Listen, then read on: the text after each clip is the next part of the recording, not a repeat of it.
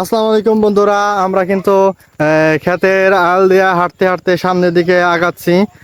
যদিও অনেকের মাঝে ভয় ভীতি বিভ্রান্তিকর মনোভাব বা ভাবনা চিন্তা আছে। আমাদের পার্শ্ববর্তী বিভিন্ন অঞ্চলে ভয় থাকাও স্বাভাবিক, কেননা পার্শ্ববর্তী বিভিন্ন অঞ্চলে কিন্তু বিভিন্ন রকমের বিষাক্ত বা বিষধর সাপের আবির্ভাব ঘটেছে। বিষধর সাপের আবির্ভাবের কারণে কিন্তু সকলের মনে সকলের মাঝে এক আতঙ্ক বিরাজ করছে। আমরাও কিন্তু আতঙ্কের মাঝে হেঁটে হেঁটে যাচ্ছি সামনের দিকে। আপনারা দেখতেই পারছেন এই ধান ক্ষেতের পাশ দিয়ে কিন্তু পরিষ্কার পরিচ্ছন্ন, বা পাট ক্ষেতের পাশ দিয়ে কিন্তু পরিষ্কার পরিচ্ছন্ন আছে।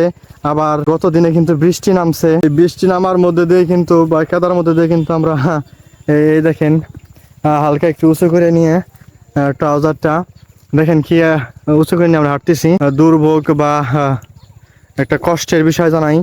এই যে কৃষকদের ফসলি জমি, আমার আগে একজন যাও, কৃষকদের ফসলি জমি কিন্তু কি ধানগুলো, এই ধানগুলো কিন্তু পড়ে গেছে।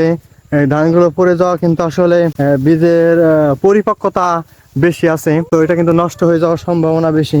এটা কিন্তু একটা কৃষকদের এতদিনের কষ্টসাধ্য ঘরে ওঠানোর স্বপ্ন ছিল, সেই স্বপ্ন কিন্তু বাস্তবায়ন করাটা কষ্ট হয়ে যাচ্ছে। দেখতে পাচ্ছেন পাশের পাট ক্ষেত। তো এই এমত অবস্থায় এই সময় যদি বৃষ্টির পরিমাণ বেশি হয়, বৃষ্টির পরিমাণ বেশি হলে কিন্তু শিলাবৃষ্টি হয়। শিলাবৃষ্টির ক্ষেত্রে কিন্তু পাটের মাথা ভেঙে যাবে, ডালপালা বেশি গজাবে। ডালপালা বেশি গজালে কিন্তু পাট ভালো পরিমাণে হবে না। এই দেখেন ঢেঁড়স গাছ, ঢেঁড়স গাছে কিন্তু তেমন বৃদ্ধি প্রাপ্ত হতে পারে নাই। ঢেঁড়স গাছের এত খরদ্র তাপ পরিবেশে ঢেঁড়স গাছ বাড়তে পারে নাই। আমাদের মাঝে সামনে রয়েছে তানজিল, তানজিল রয়েছে আমাদের সাথে। তানজিল পড়ালেখার ব্যস্ততার মাঝেও রুহান জুতে হাতে। এই ছোট তারিখও চলে এসেছে খেয়াতে পরিদর্শনে। আর একটু আগায় আসতেছে আমাদের অসীমও কিন্তু চলে এসেছে আমাদের ক্ষেত পরিদর্শনে। লাবিব চলে এসেছে ক্ষেত পরিদর্শনে। এই নাসিম এসেছে।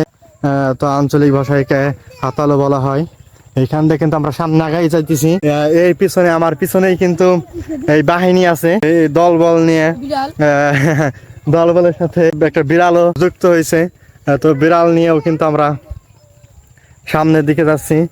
ক্ষেতের ফলনের অবস্থাও কিন্তু খুব ভালো, যেহেতু বৃষ্টি নামছে।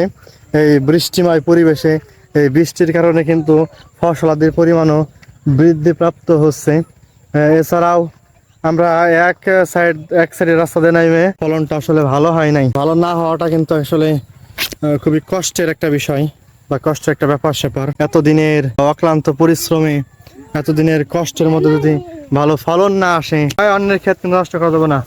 আমার বাহিনী সামনের দিকে আগায় যেতেছে, আমিও চলছি সামনের দিকে। এই এতদিনের পরিশ্রমে, এতদিনের কষ্টের মধ্যে যদি এইভাবে ধান পড়ে যায়, তো এছাড়া বেদনার কিন্তু আর কিছু হতে পারে না। এক সাইড দিয়ে আর এক রাস্তায় উঠেছি, আমরা রোড দিয়ে হাঁটতেছি। বিভিন্ন ক্ষেত্রে কিন্তু মানুষ এখন সার বোনা দেখা যাচ্ছে, কেননা তাদের ফসল বা তাদের সবজি বা তাদের আবাদি জমি যেন খুব সুন্দর পরিপক্ক হয়, ভালো হয়, পরিচর্যার জন্য তারা তাদের ক্ষেত পরিদর্শন করছে। আশেপাশের ভুট্টিগুলো তাদের আগে লাগানো হয়েছিল। ভুট্টি কিন্তু আমাদের এই অঞ্চলে 9 মাসই চাষাবাদ করা যাচ্ছে। 9 মাস বলতে 8 মাসের মধ্যে চাষাবাদ করা যাচ্ছে। আমাদের এই অঞ্চলে কিন্তু বর্ষার পানি 4 মাসের বেশি সময় থাকে। এবার জ্যৈষ্ঠের শেষ দিক থেকে শুরু হয়, আশ্বিন মাস পর্যন্ত কিন্তু আমাদের পানি থাকে। এই ক্ষেত্রে কিন্তু ঘাসের পরিমাণ বেশি আছে। আমাদের দূর থেকে আমাদের এক ভাবি ডাকতেছে, বলতেছে যে আমার ক্ষেতটা একটু দেখে যাও, আমার ক্ষেতের কি অবস্থা, আমরা এই জমি জমা করছি, দেখে যাও ক্ষেতে কেমন কি হয়েছে। তো ওই জায়গা যাবো, যদিও ভাবি কিল গুতে মুগুর টুগুর নিয়ে রেডি থাকতে পারে। তো এই যে ভুট্টা খেতে, এই ভুট্টা খেতে কিন্তু এর আগে আপনাদের একটা ছবি দেখাইছিলাম। এই ভুট্টা খেতে কিন্তু পরিপক্কতা চলে এসে ক্ষেত কিন্তু পাইকে গেছে। আমাদের এখানে মতিন ভাই আছেন, মতিন ভাইয়ের পাট ক্ষেতের কি অবস্থা। এই আমাদের সেই দক্ষ কৃষক আমাদের মতিন ভাই, ওই মতিন ভাই এখানে রয়েছেন। এক এক করে জানার চেষ্টা করব ভাইয়ের ক্ষেতের কি অবস্থা, ভাইয়ের আবাদি জমির কি অবস্থা।